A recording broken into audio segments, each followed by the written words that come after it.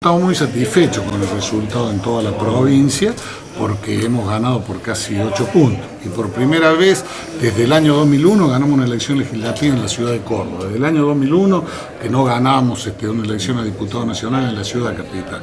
Por lo tanto es un buen resultado. El resultado electoral tal cual yo lo planteaba durante la campaña, ustedes se recuerdan, yo le decía no va a haber polarización, porque al ser una elección legislativa la tendencia natural es desperdigarse el voto, es lo que sucede habitualmente. Tanto es así que fíjese, sumando las dos fuerzas mayoritarias no llegamos ni al 55% de los votos, o sea, sumando el justicialismo radical. Y esto es natural que suceda en las elecciones legislativas donde hay una mayor dispersión del voto. Lo importante es de que nosotros obtuvimos una muy buena victoria de acuerdo a lo esperado, que era llegar al 30% de los votos, y una muy buena diferencia con el radicalismo, que es alrededor de 8 puntos, que me parece que para muchos fue sorpresa porque nadie pensábamos que íbamos a tener esa diferencia, ¿no? Juan, ¿se esperaba usted de los municipios que el Departamento de Unión con cómo han ganado? Yo estoy muy satisfecho con los resultados del Departamento de Unión, en todos los municipios, porque hemos ganado en la inmensa mayoría de los municipios del departamento, muchos de los cuales no gobiernan administraciones justicialistas, y hemos hecho muy buena elección en aquellos municipios donde no nos tocó ganar. Y yo siempre digo que la voz del pueblo es la voz de Dios y hay que respetarla y festejar donde nos toca ganar y felicitar a los adversarios simultáneos en la elección donde nos toca perder. Esta me parece que es la actitud que corresponde en democracia. Y la primera sensación o el primer análisis que nosotros hacemos del resultado electoral es que un respaldo a la manera de gestionar la provincia de Unión por Córdoba estos 14 años, donde nosotros nos preocupamos para que Córdoba pueda progresar, para que se hagan obras que permitan mejorar la vida de los cordobeses. Hubo también un respaldo a la manera de ejercer la autoridad y ejercer el poder y la acción política de Unión por Córdoba, porque nosotros siempre hemos sido una fuerza que respetó desde el gobierno la pluralidad de opinión.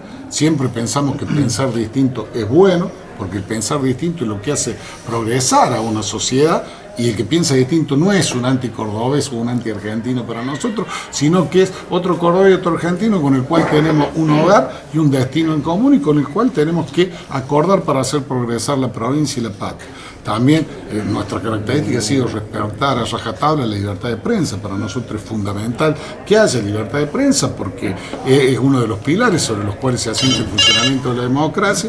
También nuestra actitud es siempre la de respetar la autonomía de los poderes, la autonomía del Poder Judicial. Desde hace 14 años que asumió la primera vez el doctor de la Sota, hasta ahora nunca nombramos ningún juez, y esto nos parece que es importante, que haya un ambiente de diálogo, un ambiente de búsqueda de consenso, no de confrontación, un ambiente de respeto a las ideas de quien piensa diferente y no de catalogarlo o maltratarlo a una persona porque piensa diferente, y a esto que hace a la buena convivencia entre los cordobeses, que es que haya absoluta libertad de prensa, absoluto respeto a la independencia de poder, la independencia del Poder Judicial. Creo que todas estas cosas, junto con la acción de gobierno, de hacer progresar nuestra Córdoba, fue lo que valoró el pueblo de Córdoba y apoyó con su voto en las primarias. En ese sentido nosotros nos sentimos satisfechos. Yo me siento satisfecho específicamente de haber defendido el campo,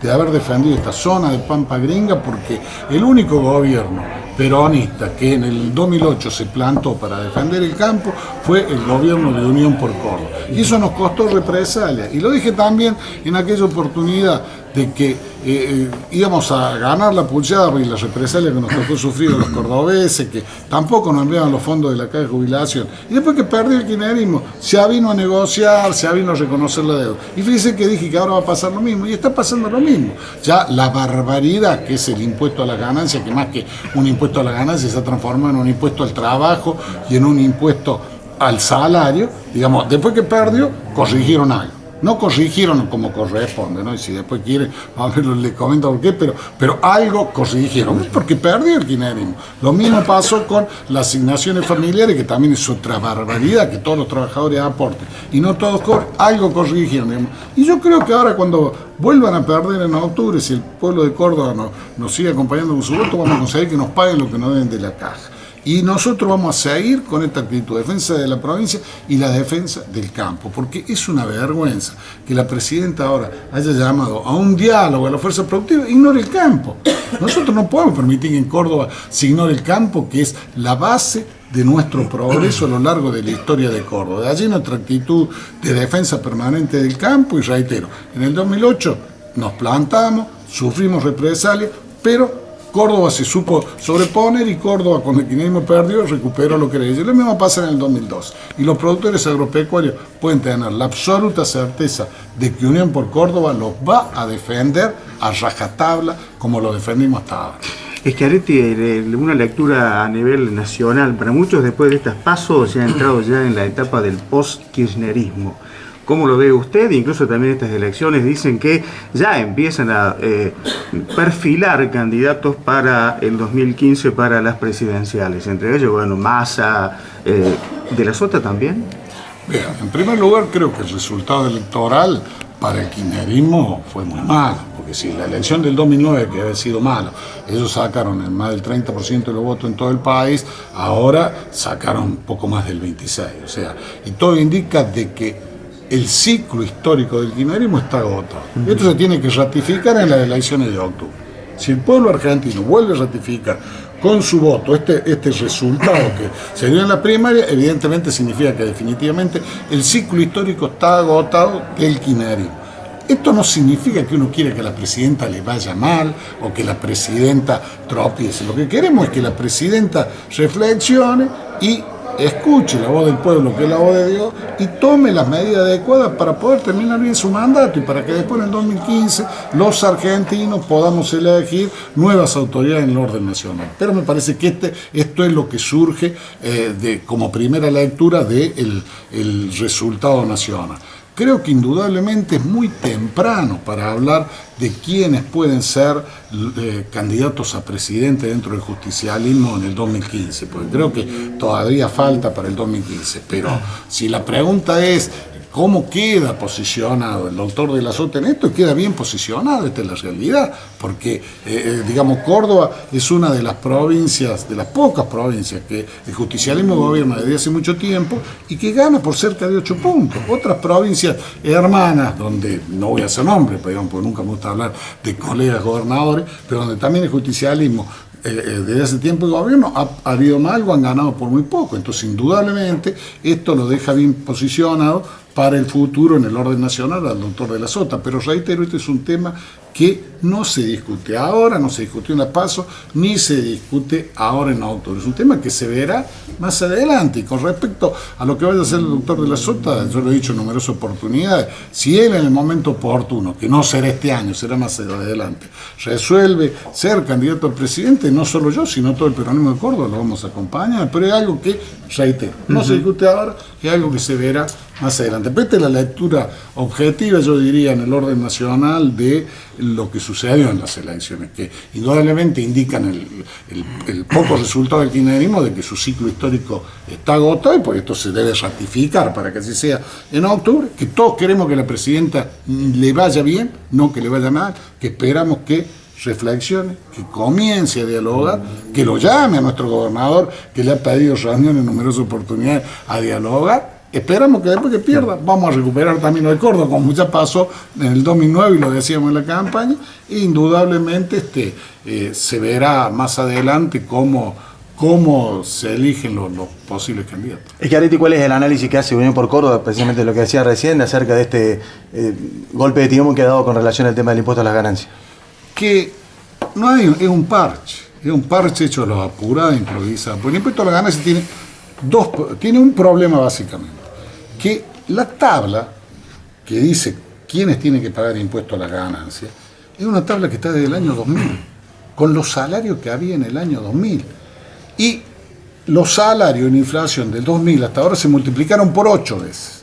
Entonces, ¿qué es lo que pasa? Tiene dos problemas que originan esta tabla. Ustedes saben que el impuesto a la ganancia es un impuesto que es progresivo, porque es un impuesto justo. El que comienza a pagar 9% de tasa, y el que paga más alto paga 35%. Los dos problemas que hizo el que originó este gobierno fue mantener esta tabla estable por un lado, no actualizar los mínimos, a partir del cual se le retiene a la gente, y mucho menos actualizar la tabla. Entonces, ¿ahora qué hizo? Dio un golpe, tentó dar un golpe de efecto levantando los mínimos a los cuales la gente se le retiene. Pero mientras mantenga esta tabla, va a pasar que, por ejemplo, un trabajador que en el año 2000 cobraba de salario mensual 2.500 pesos, digamos, ese mismo trabajador, suponiendo que ese mismo trabajador, ahora por el aumento de 8 veces de la inflación de salario, cobra un salario de 20.000 pesos mensuales. ¿Sabe cuánto pagaba en el año 2000 de impuesto a la ganancia del trabajador? La alícuota del 14%. ¿Sabe cuánto paga ahora? Del 35%. Paga igual que un gran empresario. Y esto es absolutamente injusto. Mientras no se actualice la tabla de cómo se paga impuesto a la ganancia, el que paga mucho más de lo que le correspondería. Y además, el que queda, digamos, con poca retención, igual paga una tasa más alta. Y la retención, si no se actualiza anualmente, y esto hay que hacerlo por una ley, vamos a tener el mismo problema el año que viene. Pues si la inflación es 25%, ahora está bien, pusieron en 15.000 pesos, ¿no? Pero la inflación es 25%, el año que viene ya va a quedar absolutamente desactualizado, y este es el problema central que tiene impuesto a la ganancia, que ellos están utilizando una tabla para aplicar el impuesto a la ganancia, que es desde el año 2000 que está esta tabla. O sea, y la inflación y el salario aumentaron 8 veces. Entonces, han hecho un parche ahora para que no retengan a los que tienen un salario inferior a 15.000 pesos, pero el que tiene 15.000 pesos, 15.001 pesos, paga como si fuera un gran ingreso, porque no ha actualizado la tabla. Entonces, lo que hay que hacer para dar una solución definitiva es actualizar las tablas, actualizar lo mínimo y poner por ley que se tiene que actualizar todos los años, porque si no va a pasar el año que viene que el que hoy quedó fuera, el año que viene ya de nuevo queda dentro, porque el aumento salarial a nadie se le escapa, que va a ser el orden del 25%. Entonces es un parche que lo hace también el gobierno porque perdió. Es lo mismo que las asignaciones familiares que ahora levantaron algo. ¿Ustedes saben por qué surgieron? Las asignaciones familiares surgieron en el año 1958 y era porque los empresarios tenían que pagar salario familia de acuerdo a cuántos hijos tenía cada trabajador. ¿Y qué pasaba? Había una discriminación contra el trabajador que tenía muchos hijos, no lo tomaban los empresarios. Entonces, ¿qué se dijo? Hagamos una cosa, hagamos una caja compensadora, y la primera que se hizo fue la de los empleados de comercio, donde todos ponen el 9%. Entonces, si hay un trabajador que es soltero, ese 9% que pone entre la empresa y el trabajador ayuda a que sea contratado un trabajador que tiene 3 hijos, porque este no recibe salario. Y esto permitió funcionar bien el sistema. Y el sistema equilibrado. O sea, pero lo concreto que desde aquella época todos los trabajadores, todos los empleados en relación de dependencia aportan para recibir el salario familia. Entonces es absolutamente injusto que se diga que a partir de determinado nivel de sueldo cobran menos por cada hijo que tienen o por cada hijo que va a la escuela el trabajador, y que a partir de otro nivel de sueldo más alto no cobran nada, tienen que cobrar todo lo mismo y siempre. Y lo que han hecho ahora es otro parche, levantaron un poco cuáles son los que cobran plenamente la asignación por hijo y cuáles son con una nueva tabla que cobran menos, como si cada hijo o cada niño en Argentina valiera diferente. Nosotros consideramos que todos los niños y todos los hijos de Argentina son lo mismo, y si todos los trabajadores, todos los empleados aportan para eso, todos tienen que recibir lo mismo. Y esto es otro de los puntos que decimos que hay que cambiar por ley. Son dos proyectos de ley que nosotros llevamos, que son el de modificación de impuesto a la ganancia y el de modificación de la asignación por hijo, para que la reciban todos los empleados, porque todos aportan a ella, y también para los que están sin empleo tengan certeza de que no recibir la asignación por hijo no depende de la voluntad de que gobierna, sino que es una ley, es un derecho que tienen adquirido, que no le deben a nadie el recibir la asignación por hijo, porque consideramos que cada niño que nace en Argentina debe tener una asignación para que pueda tener la vida más digna posible. ¿Usted cree que ha cambiado la forma de pensar del elector argentino? A partir de estas elecciones ya no compra cualquier buzón, ya piensa mucho más el voto, y por eso no se ha dado la polarización en esta elección pasada. No, las elecciones legislativas tienden a la dispersión del voto. Generalmente hay más polarización cuando hay que elegir autoridades ejecutivas, ahí se da la polarización. Cuando son elecciones legislativas hay un fenómeno de dispersión y me parece que esto es una regla general que pasa en casi todos los países del mundo y también en Argentina, y bueno, esta elección funcionó de acuerdo a esta regla general. Sobre lo ocurrido ayer en el programa ADN, que habla de sus viajes a Panamá, ¿usted piensa que esto puede llegar a afectar de alguna manera? Yo no puedo ni comentar informaciones poco serias. Se imagina que yo fui como observador a Santo Domingo, invitado por el gobierno de Santo Domingo como observador internacional de la elección, y fui por Copa, entonces obviamente quise escala en Panamá. ¿Me entiendes? Pero no entré a Panamá. Entonces comentar yo estas informaciones poco serias me parece que no tiene sentido.